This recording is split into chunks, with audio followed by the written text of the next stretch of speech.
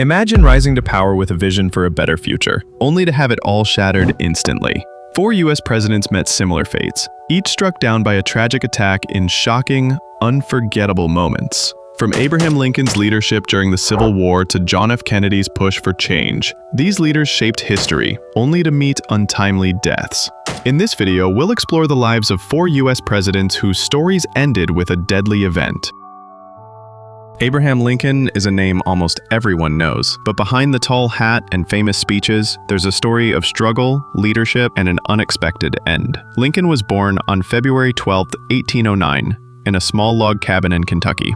His family was poor, and he only had about a year of formal schooling, but he had one strong habit: reading. He taught himself law, became a lawyer, and earned the nickname Honest Abe because people trusted him. His rise from poverty to becoming president showed Americans that anything was possible, no matter where you started. Lincoln first gained nationwide recognition during his debates with Stephen Douglas in the late 1850s.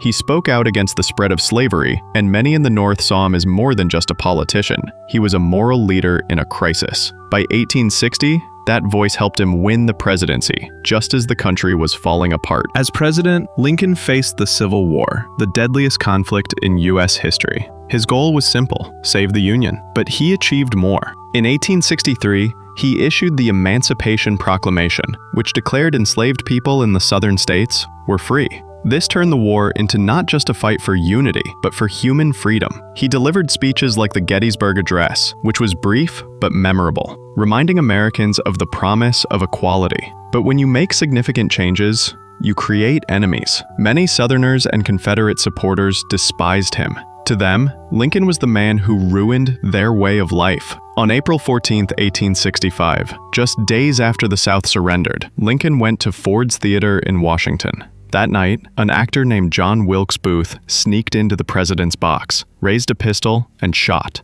The shot echoed through history. Booth believed he was saving the Confederacy, but instead, he made Lincoln a hero. A man who came from a log cabin had led the nation through its most challenging times and paid for it with his life. The next chapter in this tragic story is about James A. Garfield, whose brief time in office was ended by an act of violence. James A. Garfield may not be a household name, but his story is one of promise, ambition, and a tragic end. Born on November 19, 1831, in a small log cabin in Ohio, his father died when he was just 2 years old, and his mother struggled to raise him. Despite these challenges, Garfield was a bright student. He worked hard to earn an education and went on to attend Williams College, eventually becoming a teacher, a lawyer, and then a congressman. Garfield rose to fame through his political career. He was known for his sharp intellect and strong stance against slavery, especially in the years leading up to the Civil War. He served as a Union general during the war, earning respect for his leadership. In 1880, Garfield's political career took a huge leap when he was elected President of the United States. As president, Garfield had ambitious plans for the country. He aimed to reform the corrupt civil service system and boost the nation's economy. Garfield also advocated for better civil rights for African Americans and supported a strong federal government.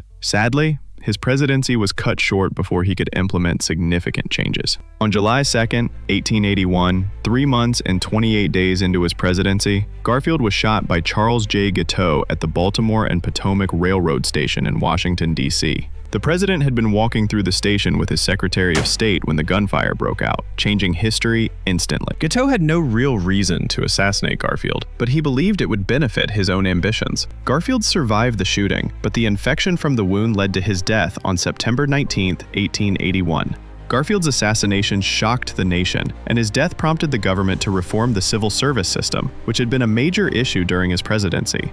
And with that, we move on to the next story that illustrates how even the most promising leaders can fall prey to hatred and violence. William McKinley was born on January 29, 1843, in Niles, Ohio, to a modest family. He served in the Civil War, rising to the rank of major and gaining leadership experience. After the war, McKinley became a lawyer. and then entered politics. His hard work and dedication led him to become governor of Ohio, and by 1896, he was elected as the 25th president of the United States. McKinley gained popularity for his commitment to economic growth and his strong stance on imperialism. During his presidency, the U.S. began expanding its influence overseas. Under his leadership, the country won the Spanish-American War in 1898, gaining control of territories like Puerto Rico, Guam, and the Philippines. McKinley also pushed for the gold standard, which helped stabilize the economy during a time of uncertainty. His steady leadership was widely recognized, and many believed he guided the nation in the right direction.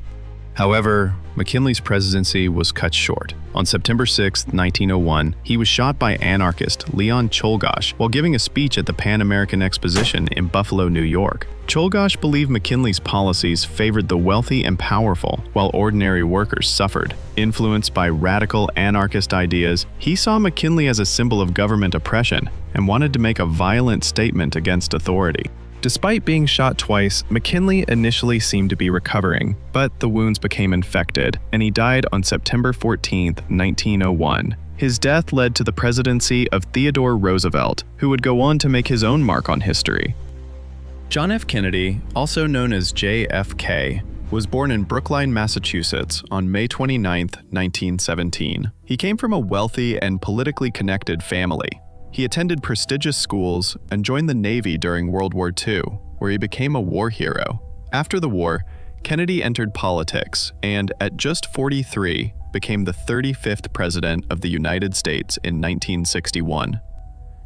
Kennedy quickly became a symbol of youthful energy and optimism. His famous words, "Ask not what your country can do for you, ask what you can do for your country," inspired millions. Kennedy's leadership during the Cuban Missile Crisis in 1962 is remembered as a turning point in the Cold War. He avoided nuclear war by negotiating with the Soviet Union, earning praise for his diplomatic skills. Kennedy also advocated for civil rights reform, urging Congress to pass laws that would ensure equal rights for African Americans. His administration laid the groundwork for the Civil Rights Act of 1964, which was signed into law after his death. Kennedy's vision of a brighter future, focused on space exploration, civil rights, and global peace, made him one of the most beloved presidents in American history. However, on November 22, 1963, JFK's promising life and presidency were cut short. While riding in a motorcade through Dallas, Texas, he was shot and killed by Lee Harvey Oswald, a former Marine who had previously lived in the Soviet Union and supported communist causes. Oswald opposed Kennedy's anti-communist policies and saw him as a symbol of American imperialism.